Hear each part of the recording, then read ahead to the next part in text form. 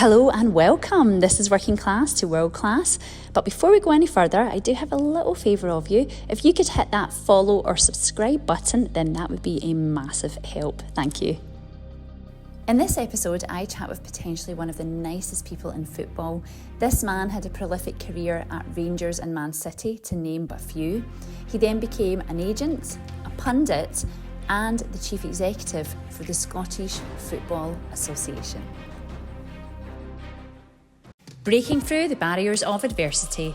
I'm Lynn Lester, and this is Working Class to World Class. Gordon, welcome to Working Class to World Class. It's really brilliant to catch up with you, especially during Easter. It is, yes. It's nice, and it wasn't a relaxing Easter. A few nights out, at different functions and family around and all that sort of thing. So it's nice to get a little break after it.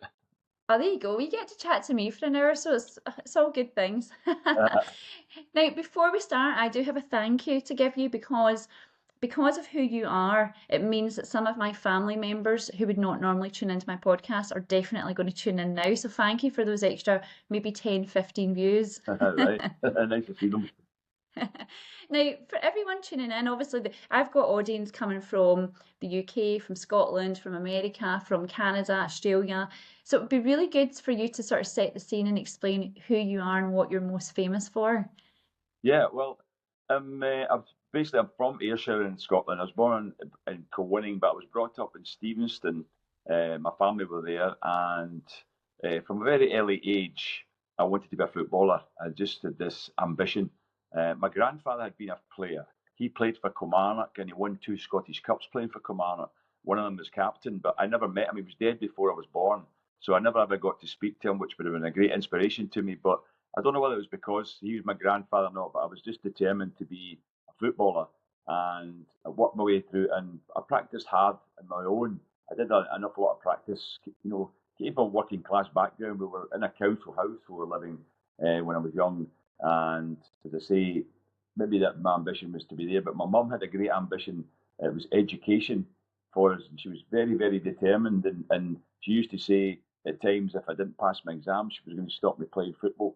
So that encouraged me to actually pass exams, because I wanted to play. At 14 years of age, I had the chance to sign for Rangers, Celtic, and Kilmarnock on what's called the schoolboy form. And my dad said, "You go to Kilmarnock," and I said, "Well, is that because you're a fan?" And he went, "No, because you've got more of a chance there. And if you make it, the big teams will come back for you." It was very good advice at the time, actually, because when I started training with Kilmarnock, I was allowed in the summer holidays, well, school holidays.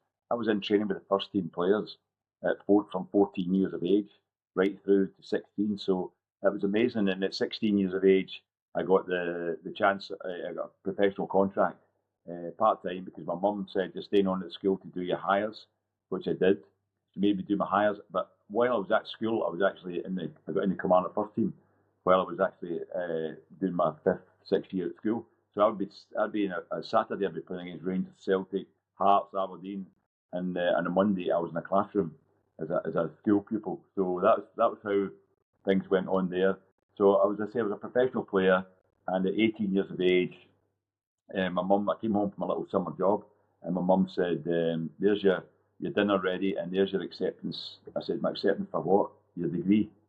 I said, "I never applied, Mum." She said, "No, I did." She applied for me to get a degree. So that was me doing a business studies degree, BA Business Studies I was on.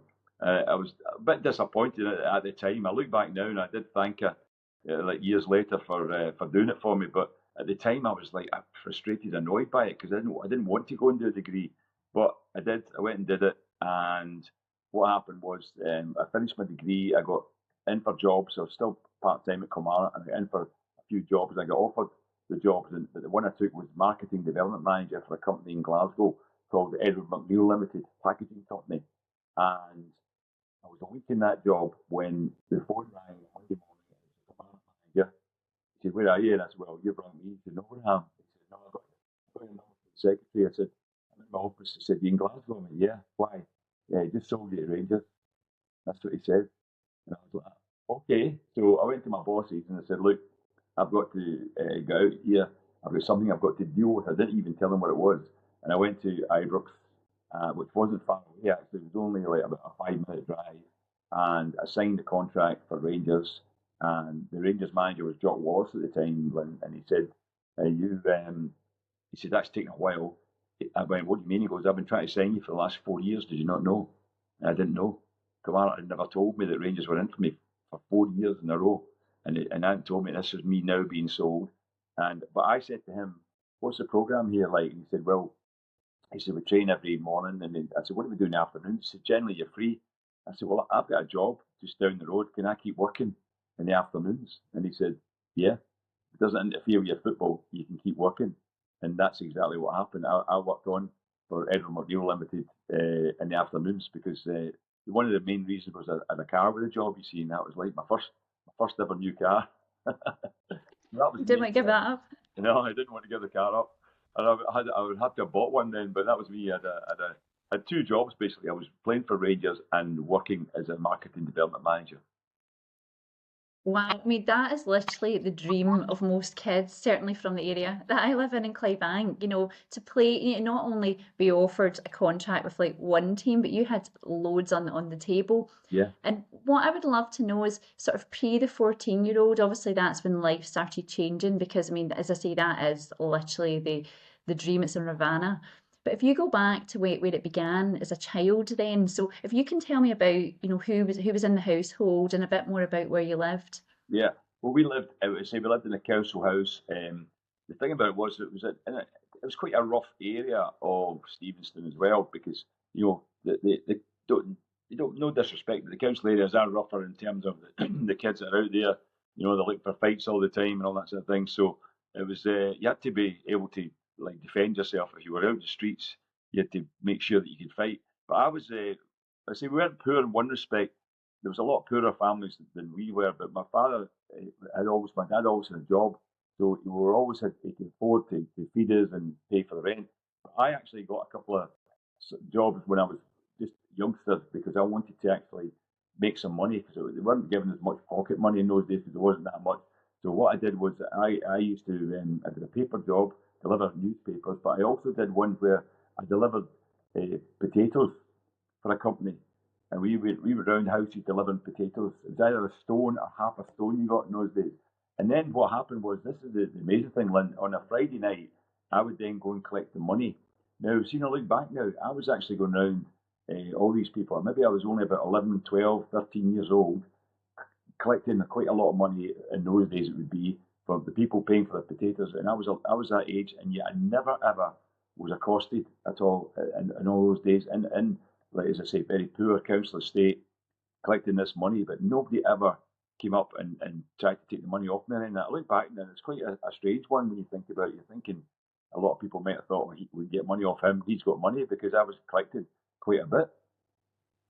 It's funny, isn't it? Because I guess it's also the mentality of the kind of working classes. You don't steal from your own either. I know that's not the case in all cases, but I Yeah, think back in the day, certainly, when my parents were growing up as well, they talked about the whole neighbourhood. Everybody was like helped each other out.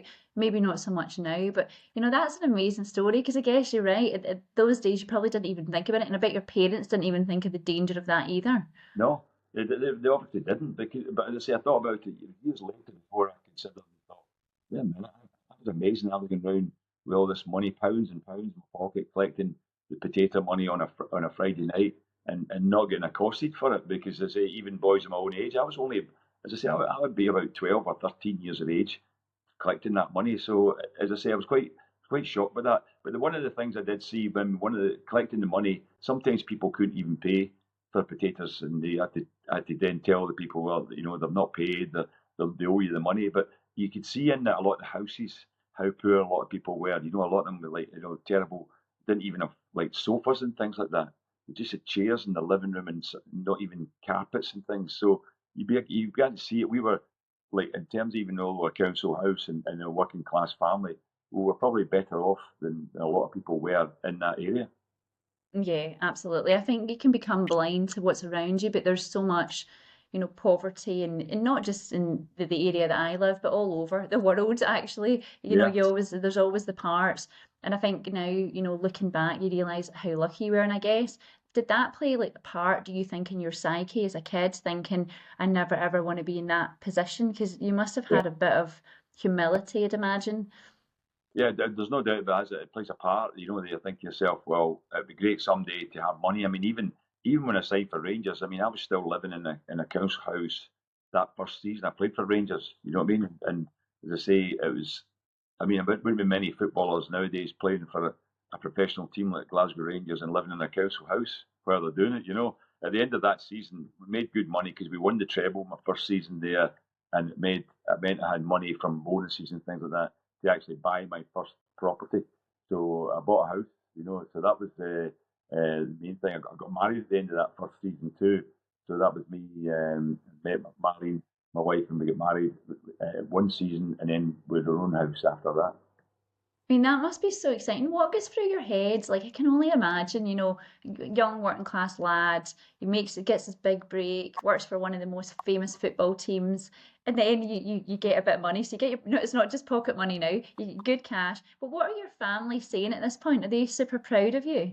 They didn't never make a big fuss of it. You know, my dad actually was quite hard on me when I was a kid playing football. He was very critical a lot of the times, and my mum and him fell out at times because he was so critical of me. You know, there was one game he was saying to me, "What about that chance you missed and all this?" And my mum said, "Oh, did you not score today?" And I went, "Yeah, I scored four, mum."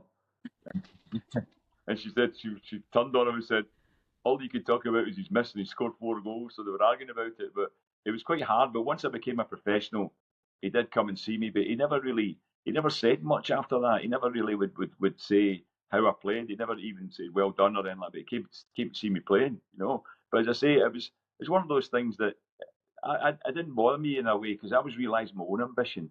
I had ambition to play at the highest level, and when the Rangers move came about, that got me to a team who were actually challenging for trophies, and then it equaled. You know, my grandfather had won Scottish Cup medals, and the first season, it's quite funny because the first season I was at Rangers, we won the league championship one Saturday, and the following Saturday was the cup final. I was more excited about winning the cup than I'd been about winning the league. Now, when I look back now, I think, no, the league's the big tournament, right? But it was because my grandfather had won a cup. I wanted to emulate him and get a cup medal. So that was why I was more excited about winning the cup the next week than I was the league. So as I say, it was down to the fact, you know, even if regardless of how you're brought up and money wise, everything, I think at the end of the day, you have to have ambition to do something. I think see people who don't have any ambition, they get nowhere anyway because you have to have this fight and drive to get what you want to do. But they always say, you know, you need to have the vision to do it as well. You know, you have to have the what you say the drive and also the belief that you can do it as well. You have to have that. If you don't have the belief you can actually get there as well, I think that also would affect you. It really interests me, particularly about football, and I mentioned this to you before. Some people say, well, if you're a footballer, it's because you've got a talent, you can play, and that's why you're successful. But actually, what you're saying there is it's a lot about how you think about your life, and it's almost like manifestation, isn't it? It's like you believe it, you act like it. So, how much of it do you think is talent versus mindset? Well, it's a good point because I've been talking about this for years because I've done quite a lot in terms of the psychology thing.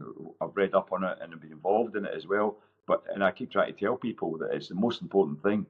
They say the two aspects that you need to be footballer is athleticism and technique. And I always say that the third one is mentality is the most important one because I know a lot of good players that never made it and they blew it. And I know guys who weren't actually greatly talented because they had a good attitude and worked hard at it and listened and tried to improve themselves.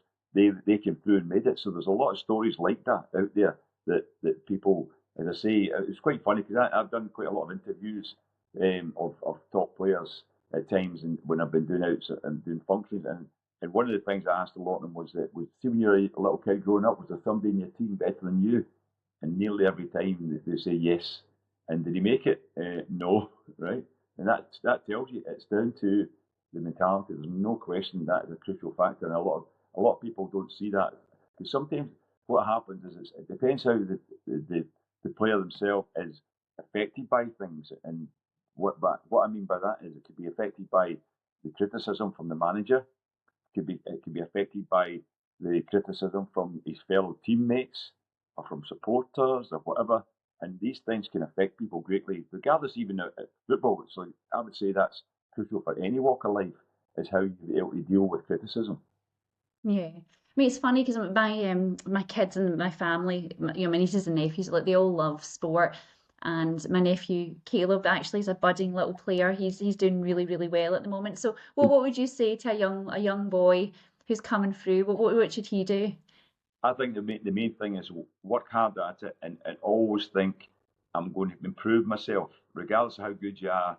Always think I'm going to get better at certain things. There's certain things in my game which I can improve on and work on them and work hard at it, and always have the belief. I'll tell you a great story of it. It's happened. This changed my career, and I was playing for Kilmarnock reserves one night. I was 16 years old, and the manager said to me before the game, the manager who was taking the team, Norrie McNeil, his name was, he said, he was always quite critical of me, and he said this night, don't try and see this boy you're playing against tonight, don't try and beat him. You won't be able to beat him, so don't try. Right? Somebody came into the team that night, Billy Dixon, his name was, who was a first team player, he coming back from injury. And he said to me before the game, he says, see, when I get the ball tonight, son, I'm going to give you it all the time. See with your ability, you go and take this guy on. That's what he said. What happened was, I had a great game. And the manager, Norrie McNeil, said after the game, what was wrong with you tonight? And I said, what do you mean? He goes, that's the best I've seen you playing. That's what he said, right? Now, it was a crucial aspect in my life. I'll tell you why. Because I didn't become a better player all of a sudden. I had somebody saying I wasn't going to do it, and then somebody saying I was. And because he was more closer to me, and I was getting more feedback from him and encouragement, I actually had a great game. And that what happened was I realised that night that don't worry about what people are saying about you. That was a great example of it. Believe in yourself and believe that you can do it regardless of what other people might say. And after that, I went on a great run, and that's why I get through and challenged for a first team place at that age. Yeah, I mean, you're right. I mean, a lot of it's absolutely how you perceive yourself. There was someone actually that had on my podcast, and people were saying to them that like, this is not for the likes of you, or you can't do that, and it's like, what's it to someone else to tell you that you can or cannot do something? Because you're your own person. And Correct. did you think as a kid then, like, was that kind of the sort of foundations as a child growing up? For example, at school, like, were you driven in different ways that you think maybe other kids weren't, or because of Yeah. criticism or whatever? Well, I was driven in respect of just the education side of things because, as I say, my mum was made it very clear that if I wasn't passing exams and doing well, she was going to stop me playing football. So that was basically made it motivational for me to do well. Whereas I think I would have been pretty lazy and not bothered.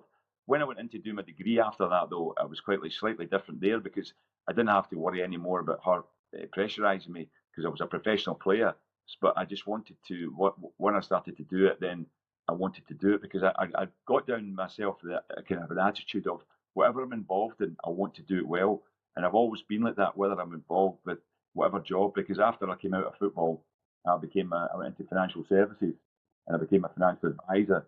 And I was there for 3 years doing it for a company in London. And then I got offered a job back in football. I came back to St Mirren as assistant manager. So, because I'd always had the ambition, I'd done my coaching badges and all that thing. So I wanted to get into sport and football management. And I came in as St Mirren. But then I think I followed the St Mirren manager after 3 years. And then I came out and I got offered back into financial services again, which I did. And then a firm of chartered accountants approached me, and I was the main financial manager for a firm of chartered accountants. And then what happened was we started up a football agency within the business. Then the agent I brought in left us, and they asked me to do it. And then I realised I didn't need them anymore. I just became an agent in my own right. And I was an agent then for about 8 years until I got the SFA chief exec job in 2007. Wow. So it just shows you, the career and the education, because actually after sport, and obviously players in sport do retire quite young. So the fact that you've got that, because I guess a lot of players are lost, aren't they? They finish their career and they're like, right, what do I do now? You're absolutely right, Lynn. Lynn, that's a big problem. It's the big problem is what a lot of them don't have any idea what they're going to do. And I was fortunate in respect to the fact that even when I was playing down in England, before I went to play in Austria and Switzerland as well. I don't know if you know that. I played abroad as well. But before in England, I did some courses as well on financial services because I wanted to learn more about pensions and all that because I was investing in my own pension and I wanted to know more about investment. So I got into it in that respect, as I say. But a lot of players, they finish training, as I said earlier on, mostly lunchtime. And what happens? Most of them, they go maybe and play golf, or they go to the pub, they go to the bookies, and they're not really taking their time to actually educate themselves for their next job when their football career is over. But I was lucky in the respect that, and I did thank my mum for the fact that she got me into the degree. Once I was an educated footballer, then there was two aspects that they know that you're very competitive because you played sport at a high level, and then if you're also educated, it meant people were more interested in bringing me into the job of financial services and then the chief exec job at the SFA. Wow. I guess this gives your mum the rite of passage to say, I told you so.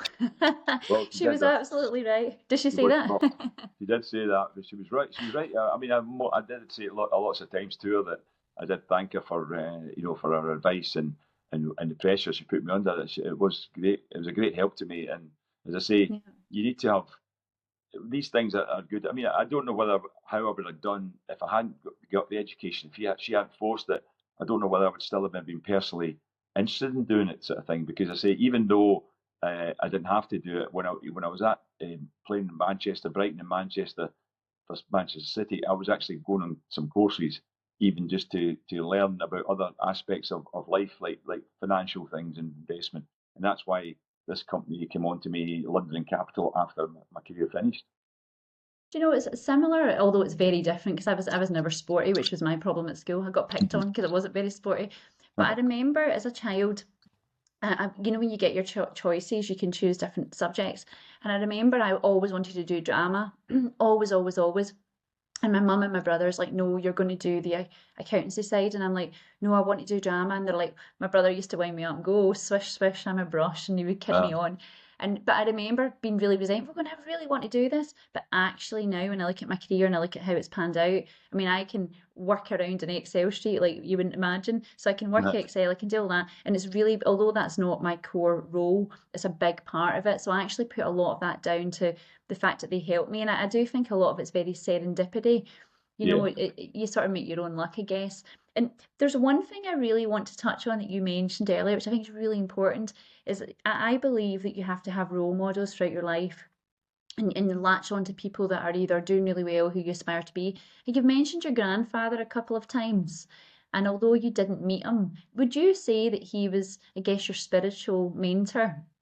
Yeah, I think that in the basis of the fact that he had achieved what I was wanting to do, he'd been at that level of playing football at the highest level and was successful. I mean, to even win cups. I mean, until the late 90s, when I was growing up, Kilmarnock had only won two cups in their history, two Scottish Cups, and he the only player that played in both.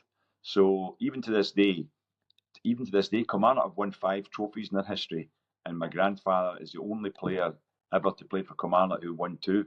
Nobody else has ever done that. So it did drive me, and I was so disappointed I never got to meet him. Do you know what I mean? It's like one of these things that I'd love to have had his help and his advice and all that sort of thing. So that I had to do that basically on my own, thinking, what would my grandpa say about this? What would he be doing, now if I was playing? So that was the kind of help of it. The other one became, it was very lucky. Another asset. Used to go to Kilmarnock games when I was a little kid, and I saw Jim Baxter playing, who was a Rangers player, and it was the funniest thing because what happened was that's who I wanted to be. You know how you try to get a role model, and the lucky thing for me was he was a left-footed player, and I was a right-footed player. But I started then using my left foot all the time to try and emulate him.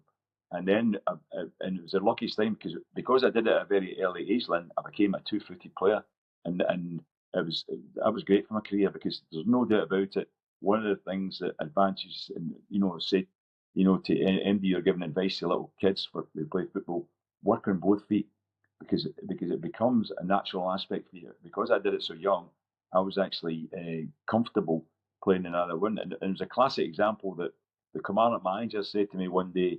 He'd only just come in. I'd been in the first team for about a year, and he came in. Willie Fernie, his name was, and he said to me, he put me on the left wing, right, and I played there 3 or 4 games. I went to see him and I said, "Look, boss, I said, I don't want to play there. I want to play centre midfield. And he said, I need to play there, son. I need a left-footed player out there. And I said, I'm not left-footed. And he went, yeah. So I thought, I look back now, it's a compliment. Because Well, it was. imagine an argument with somebody who's telling me I'm left-footed, I'm saying I'm not, and he's like, yeah. So That's so funny. That was one of the good aspects of what happened in my youth, was the fact that I started playing the ball with both feet. But you know, I actually think that's a secret sauce, isn't it? When you think about business or any kind of, I guess, route that you want to go down in your career or life in general, it's about latching on to the thing that you're good at. Now, you obviously sussed out that that would maybe give you a bit of an advantage as well. If you can play Yeah, with both feet, then it gives the managers and coaches more choice for you to position you in different ways. And yeah. so I guess that advantage, as you say, helped your career. So I think that's a big lesson out of this, isn't it? Aye. Find like where the gaps are. That's it. Whatever career you're in, whatever business you're in, you should actually just analyse it for yourself and say, right, what areas do I need to improve on? What would be an advantage to me if I was able to do this? It's right what you say about school, because as well, the subjects, what I could never understand at school was, when you're getting subjects, was you couldn't get history and geography. I still to this day can't work out why you can't do history and geography. It was one or the other. Were you the same? Yeah, yeah. Well, that's why I couldn't do, because it was either it was you do it was drama and art in one column or whatever it was, but ended up I had to do art. I'm rubbish at art. I would have been much better being able to do drama instead and my Yeah. accounts. Yes. But no, you get choice taken away from you at school. That's right. I know it's the strangest thing. As I say, I was very. I thought surely both of those that have got a big part to play in each other as well. Because when you're doing history, a lot of it is in terms of the countries, who was fighting here and doing this and that, and you think, well, if I did geography as well, I'd have a better understanding of where that country was. So Yeah. you never found out things. I mean, the people don't tell you. I mean, a great one aspect for me was the fact that I was brought up in Ayrshire, and we're always getting told about Robert Burns, who was major down there, and I was at a function about this is about 10 years ago now, and I found out before the hand. I was in a room waiting for the function to take place, and I saw a picture of Robert Burns, and I went over and he'd signed the picture as well. His name was under it, but he'd also signed the form under it, and it was Burnes. Did you know that? No. It was Burnes. So that was his real name, and he changed it to Burns. He dropped the E out his name, and I had no idea till that night that Robert Burns was his family name was Burness. Wow, you learned something new. That's amazing. Yeah, I never knew that. yeah. Although Google it, and you'll check, you'll see. I will. Well, I heard it here first. Yeah, It's funny because we now look at Burns. Like, I mean, I'm very patriotic as a Scot, as most Scots yeah. are. But see, when you actually look at Burns, he wasn't really a nice person, was he? No, it was a bit of a strange character. I know. I think he had about 12 different kids to 11 different women. I think. Yeah, he definitely populated Scotland, that's for sure. He did. But it was changed days in those days. I mean, people had to get about in horses and all that sort of thing. But as I say, I was. I mean, I would say, regardless of what kind of person he was obviously very, very intelligent in terms of the writing he did. You know what I mean? Yeah. Because it was very, very clever in those days, ahead of its time in a lot of ways. But as I say, that was the funny thing. You never get. I was brought up in Ayrshire and never ever get told that his real name had an E in it. There you go. No, I never knew that. So nobody talks about that. It's funny, No. isn't it? And one of the things as well I want to pick your brain about, right, is, and I've often kind of thought this, and when I speak to people in this podcast, see, is like I'm getting a real sense of it. So, see, when you look back now, that you think about that maybe 12-year-old, 13-year-old kid, and you had aspirations to be like your grandfather, you wanted to play for one of the biggest teams in the country, and then once you achieve it, where does that put you in terms of being satisfied? Because once you've achieved the thing you want to achieve and you've done it, where does your mind go next? I think you just get a great satisfaction from it. But the one thing you can't do is relax on it and just think and see, as if to say, achieve your goal. I remember, it's funny, I'll bring in Alex Ferguson. Was a great one for chatting about this once, and he told me, he said that what he finds is, and it happens a lot in football, not with every single player, that what happens if they achieve something, that's like achieving their goal. And this is outside of football too. There's a lot of people who, and I've spoken to people in business who have done the same, who have actually all of a sudden they've been very, very successful, and they've switched off because they achieved their goal, and that was it. And then what happened was that everything went downward after that because they didn't set new goals. And Alex Ferguson told me that he used to come in, even after they won the European Cup, the Champions League, he would come in and slam the dressing room door, and he would say, "Don't think that was a good performance tonight. I'm not accepting that. He's better be better than that next season." And now he said the players were all kind of shocked by it. He said, but it wasn't for every player in the dressing room that, because a lot of them would have been okay for the next season. He said, but he definitely knew there was some players in there who would be switch off, and that was it. They've achieved their goal, and then they've performed. I found even as an agent sometimes actually that a player got a new contract, a big new contract, and all of a sudden their form dipped.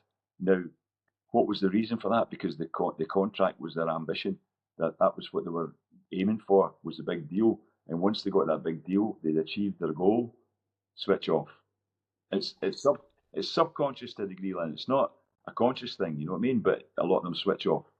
I think you're absolutely right. Yeah, once you think you're, and also you can get a bit of bravado as well. You think, well, I've done it, I'm the big Yeah, shot, and it's like, well, actually, you need to keep up the ante. You're only as good as your last game or your yeah. last deal or your last whatever.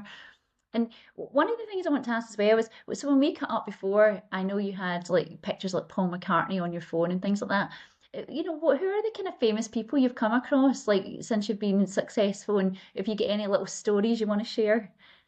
Well, I mean, it was like probably the most biggest name I ever met was Paul McCartney. You know, when I got to know him and then get invited down to his house and spent an afternoon sitting with him and all that sort of thing. And it was great because I say he was so nice to speak to and things he would say. But the funniest one was he said to me, "Do you play guitar, Gordon?" I was like, "Yeah." He goes, "Oh, do you do any of my songs?" I went, "Oh, yeah, a few of your songs." "What ones?" And I named a few. One of them was the song Blackbird, which he said to me, people are always asking me how I play that guitar. I can't work out. I said, well, I couldn't work it out either. I said, my friend is a musician, and he actually taught me a good bit about my guitar, and he worked it out for me. And Paul McCartney suddenly got up out of his seat, went out of the room. I didn't know where he was going. He came back in with his guitar, sat down on the couch beside me, and sang Blackbird to me when I was sitting beside him. Right, it was one of those moments in your life you don't appreciate it at the time as much as you do, like weeks, years later, thinking I've had one of the Beatles singing to me here on my own. You know what I mean? And that's what happened. He went and sang it. So he was fantastic. He was a good guy.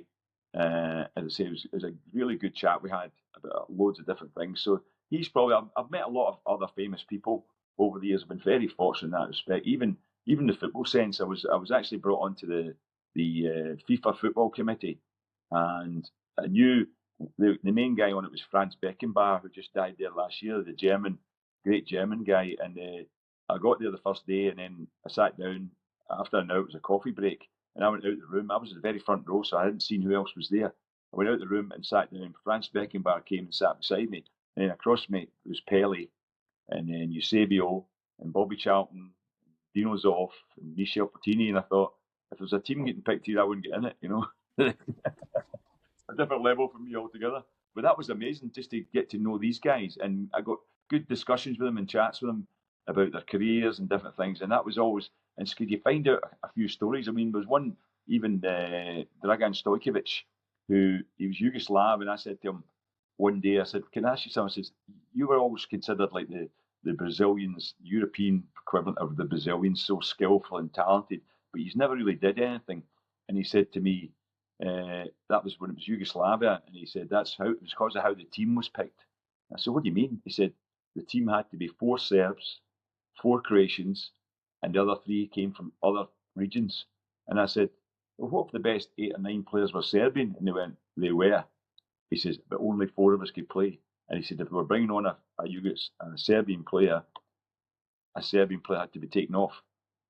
And that was the political side of it. I had no idea about that, right? And that was before the war started and they all split up. But it was amazing to all little things like that you get told. You know what I mean? The other one was Pele. Pele told me that he was. I asked him Pele why he never came and played in Europe. I said there must have been a lot of European teams in for you, and he went, "Yeah, there were." I said, "Why did you never decide to come to Europe?" He said, "I'll tell you why. I was threatened my family would be killed if I left Brazil." That's what Pele told me. I said, Wow. And he goes, yeah. He said that I was threatened. Don't ever leave here. Your family will get it. That's what you get told. So things like that were incredible to know, these stories, you know. Yeah, absolutely terrifying. I mean, the other thing as well that I'm kind of thinking is, when you're sitting there with the good and the greats and the Paul McCartneys and the Pellys and whatever, do you ever take a moment to sort of almost pinch yourself and go, oh my God, I'm this wee guy from Ayrshire and I'm Yeah. sitting here with the greats. Like, what goes through your mind? You do, yeah. I just think that. I just think it's pure luck. I mean, it's just by sheer chance you get to meet these people because you've been lucky. I mean, there was one night I was at a concert. It was a golf day, and then it was something afterwards. And I was at. I said to my wife, "There's Rick Wakeman over there." I said, "Rick Wakeman." That was the first concert I ever went to. Was Yes. Well, I'd love to go and speak to him. I need to think of what I'm going to say. And he goes, and next thing, I'm in the toilet, I wash my hands. I turned round and Rick Wakeman standing in front of me and he said, "Hi Gordon, I've been meaning to come over and speak to you. I was a big fan of yours when you were playing for Man City." That's what he said to me, and I went, "You're joking?" I said, "I can't believe that." I said, "I'm thinking about what I was going to say to you," because I said my first concert was Yes, and he went, "All right, was that 1974 or 5 in Glasgow?" I went, "Yeah."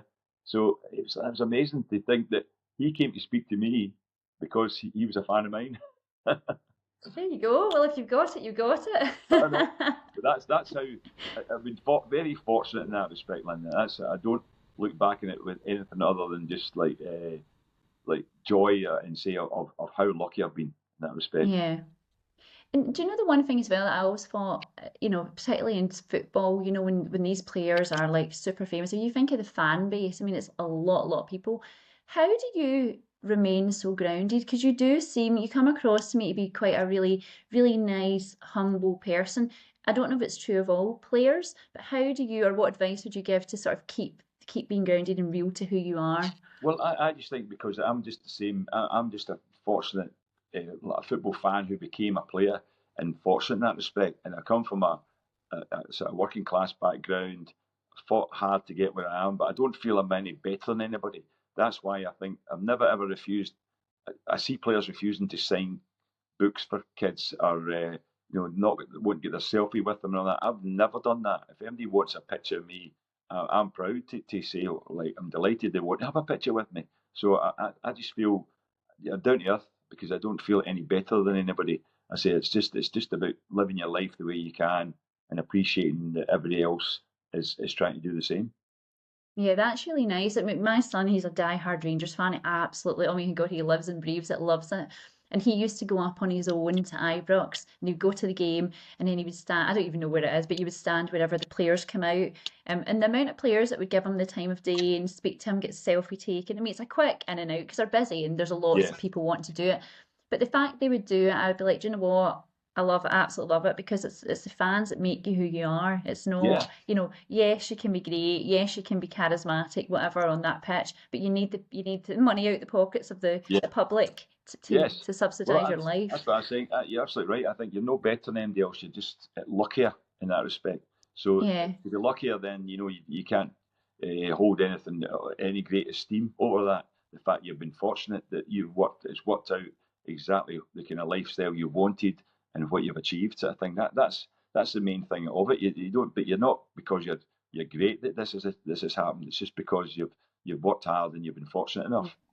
Yeah, and it's lovely to give back. I mean, I know you give a lot back to charities and your chair of different boards and things like that. So Yeah.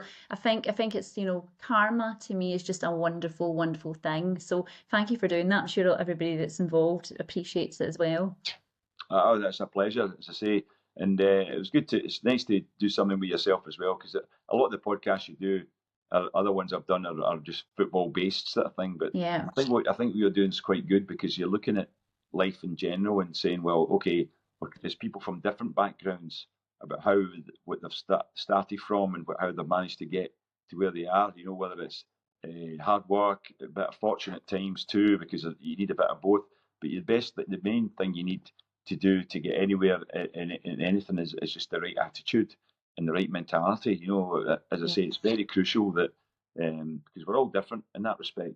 As I say, how we're all affected by different things. I mean, as I say, some people. That story I told you when I was young had a big bearing on me. The fact was that all of a sudden, someone had belief in me that night that changed me, or I would not have played. And you know I'll tell you the funny thing about it was I was speaking at dinner years and years later, and the other speaker stood up and he said, "It's good to speak with Gordon. Nice to see Gordon. The first time I played against Gordon, what a roasting I got.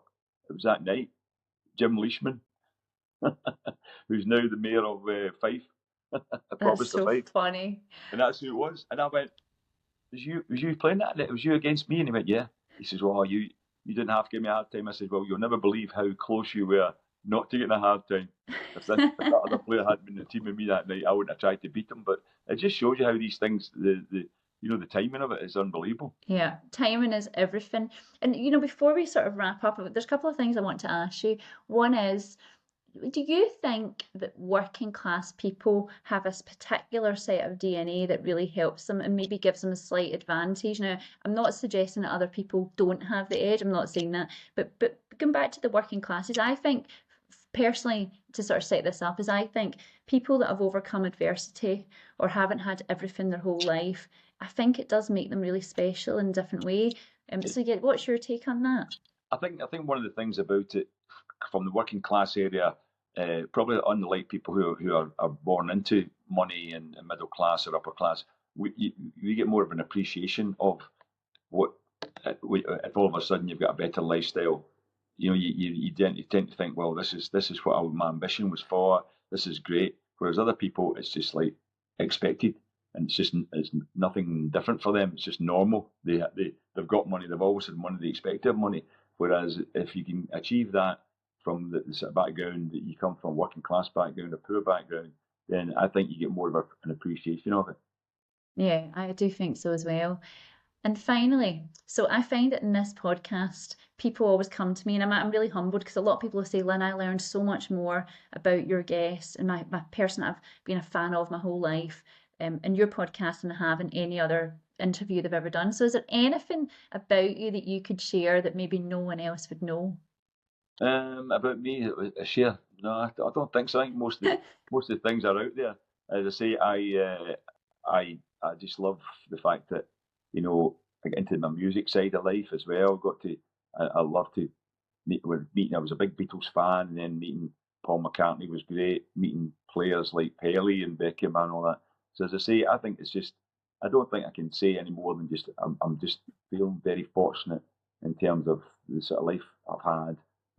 Lovely family, great friends, and you know, you just got on with life, don't you? I mean, I'm getting old now. I'm not getting into any detail about that, but never mind. So, no, but as I say, it's good. It's good just to, as I say, enjoy life and try and stay as healthy as you can and live as long as you can too.